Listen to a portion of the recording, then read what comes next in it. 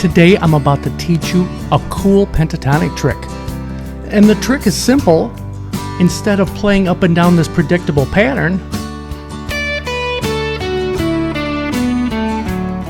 we're going to use the center of the scale and focus on the root. With a sliding motion,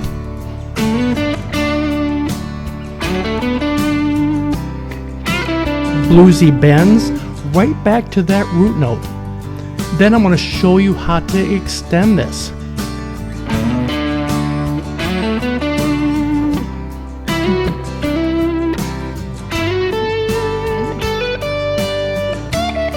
Right back to the root.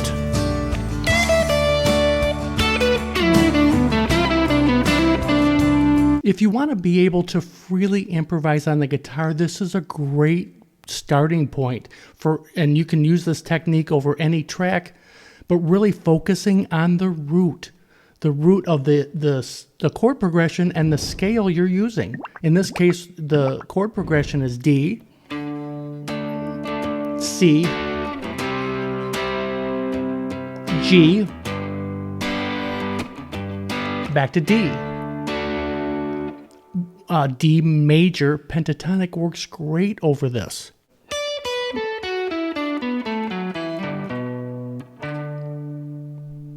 And you see it colored in red on the diagram. D, D, and D. For me, I spent years just literally playing up and down the scale and not thinking about anything, just trying to hit a good note or hoping to hit a good note. And I know some of you can relate to that, but just by focusing on the root, the home bass note of the scale, you can really just create bluesy phrases. I'm first going to show you how to use this technique in this position.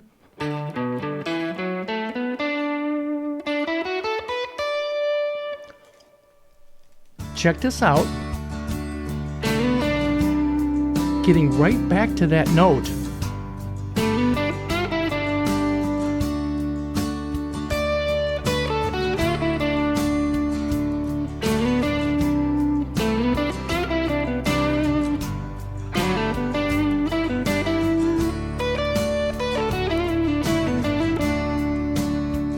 This is a great way to solo. You have a target note, but it works over all the chords. This D note here is a different interval for each chord, and you don't have to, it's good to know what interval for each time, but what I'm trying to teach here is just how to freely improvise without thinking too much. You have just one focus, one scale, one focus, and that focus is that root note. So let me a little volume there. I like to use a slide or hammer-on. So in the 7th fret of the G strings, this D note, we can slide from 7 to 9 on the D, or hammer on from 7 to 9. And that little bluesy bend, and getting back to that. So just a slight bend on 9 of the G string, and then hitting 9 back to that root. Now those two together, you can cover a lot of ground.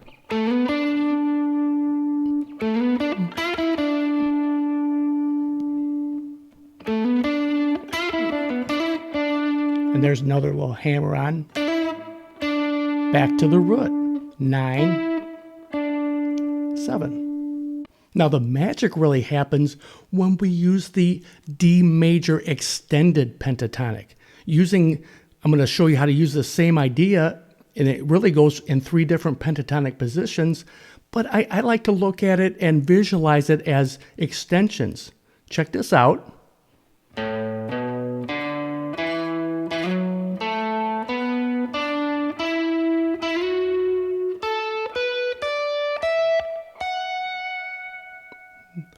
So I have the diagram up. We're looking at the note in red. That's our focus. That's our target note. but it's the same note in 3 different octaves.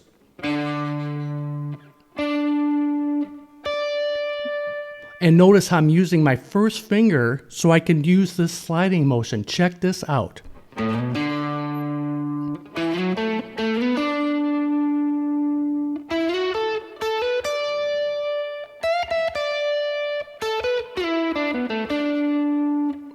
Now in context,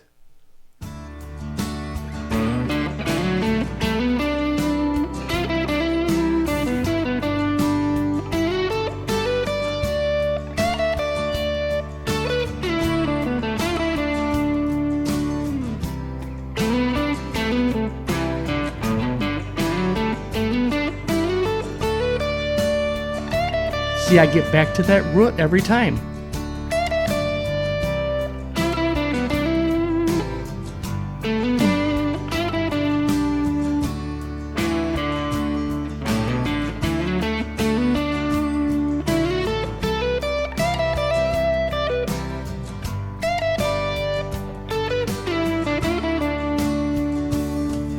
Those little phrases, really bluesy, almost country blues, but southern rock style phrases. I love that sound. But this really crosses over into a lot of different blues rock backing tracks and songs. These couple little slide moves and bluesy bends. But now that we can do it in 3 octaves, you start to own the fretboard. You really have control and a focus. You want to freely improvise, but just getting back to that basic note.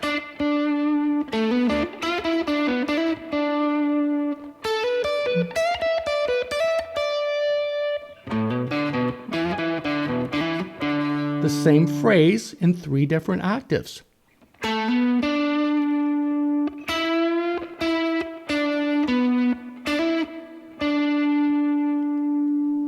Once someone showed me this pentatonic trick, my soloing skyrocketed because I started to have movement, and it's almost like instant phrasing. You're not playing a pattern.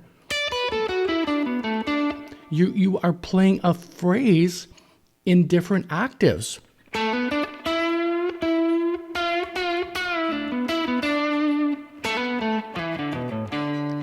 And let me expand on this a little bit, and just so you can take this simple concept and make it sound advanced.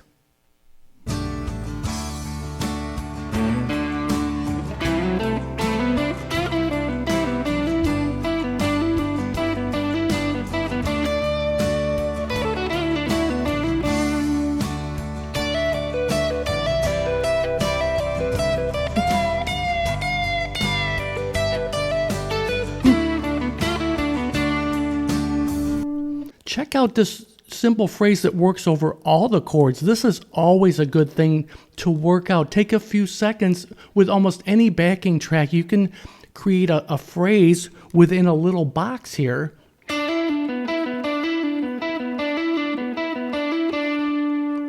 And it works over all the chords because you're using the notes in the chords. And they're right there, and they're almost always at your fingertips if you park your first finger on that root note. So you're hammering on from 7 to 9 and pulling back to 7. And then the next part, 9 on the D, 9 on the G, and then back to 9 on the D. Again, slow.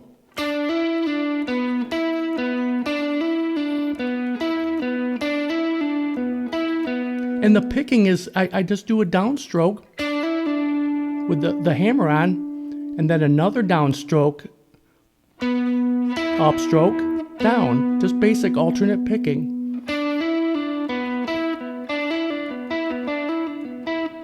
But you can do this in an octave up too.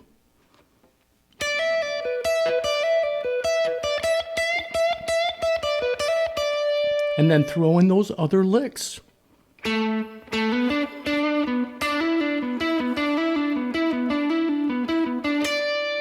getting back to the root with your third finger here, and then walk down the scale.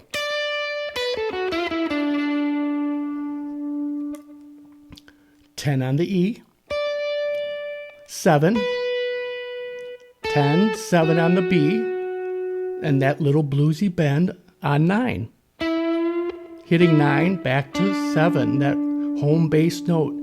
If you want to get away from sounding like a beginner when you're playing a guitar solo, it really starts here with us focusing on the root of the scale. Thanks a lot for hanging out with me today. I had a blast showing you the concept that helped my soloing really take off, and I hope you get something out of it. Thanks for all your support, and let's talk soon.